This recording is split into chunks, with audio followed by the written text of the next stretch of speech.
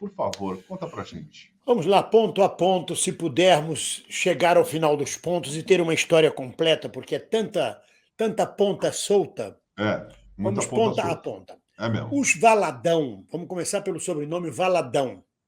Os Valadão pontificavam na década de 60 no sul de Minas Gerais. Esta família Valadão sempre foi ligada à oligarquia, sempre foi ligada à direita, sempre foi ligada ao conservadorismo em Minas Gerais.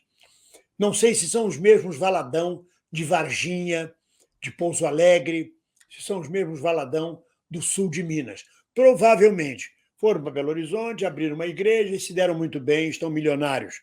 A Igreja Lagoinha é uma grande igreja gigantesca, com muitos fiéis em Belo Horizonte. Eu tive a oportunidade de passar e de ver, eu me hospedava próximo e fui lá ver a Igreja da Lagoinha.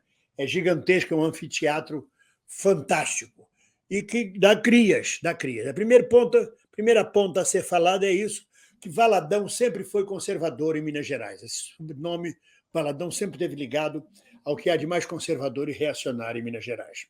E em relação ao Guilherme de Pádua ter se tornado pastor, e a mulher dele também fazer parte da Lagoinha, tem que entender o pensamento neopentecostal e a oportunidade neopentecostal. Você chega na cadeia, chega na penitenciária, um menininho bonitinho desse, com a bundinha emproada, como Guilherme de Pádua, ele vai virar mulher de padre, vai virar mulher de presidiário. Se ele não tomar jeito, se ele não tomar cuidado, se ele não se defender, ele vai acabar de boca pintada, unha pintada, servindo cafezinho para os presos mais fortes da espécie. Então, a primeira coisa que ele faz como preso ao chegar é se converter ao neopentecostalismo, se converter a Jesus, ser de Jesus, que ele é imediatamente colocado numa outra ala, a ala dos evangélicos, e ele é protegido de ser enrabado, de ser estuprado, de servir de comida para os presos mafiosos, da máfia interna da penitenciária.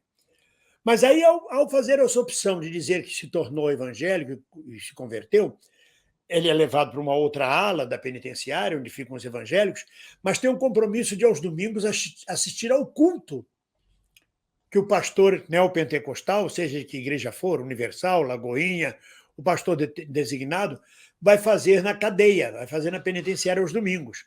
E, claro, sendo ele, Guilherme de Pádua, uma figura ex-global, uma figura nacionalmente conhecida, provavelmente o pastor domingueiro deve ter investido muito na conversão dele. Vamos botar entre aspas a conversão, mas é uma conversão. Querendo ou não, o que é uma conversão do ponto de vista do trânsito? É você indo numa direção e volta, não segue mais, volta para outra direção. Você faz uma conversão.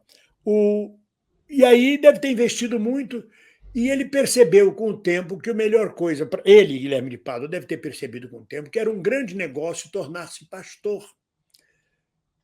Estudar o evangelho, aprimorar-se, diminuiria o tempo de pena dele, sem contar, provavelmente, a culpa que ele carrega pelo homicídio. O homicídio, do ponto de vista da lei mosaica, é um pecado capital, é inferno na certa.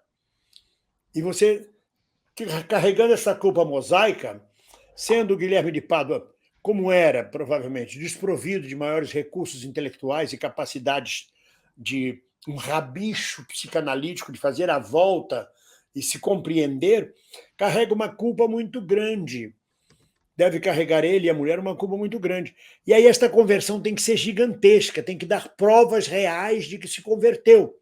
Uma das grandes provas reais de se converter é tornar-se pastor. É além de ser fiel. Não basta ser fiel apenas. Ele também tem que converter almas. Quanto mais... Eu estou falando do raciocínio dele, provavelmente, né? Estou supondo. Estou na hipótese. Sim. Quanto mais almas ele converter na jornada de vida dele, mais ele alivia a carga do homicídio que ele carrega, a maldição do homicídio, porque essa é uma maldição que ele vai carregar e as gerações futuras dele carregarão também. Então ele vira pastor da Lagoinha. Aí, por acaso, sendo a dona Micheque também quase que pastora, ela agora é profetisa, Profetiza.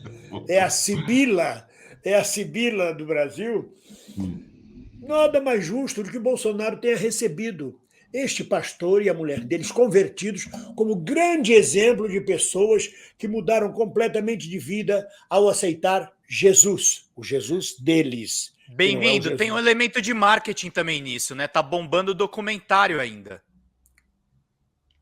Mas que Sim. marketing você está falando? Pedro, melhor tirar aqui porque dá para ver a Michelle Ah, tá, peraí. comentando com a Desculpa. Glória Pérez. Boa, Vamos lá, boa, vamos lá, boa. vamos lá, vamos lá. Então, continuando, se me permite, eu acho muito natural que Bolsonaro e Michele tenham recebido este casal como membros da Igreja Lagoinha, convertidos, recuperados para Jesus. É outra ponta que eu estou fechando.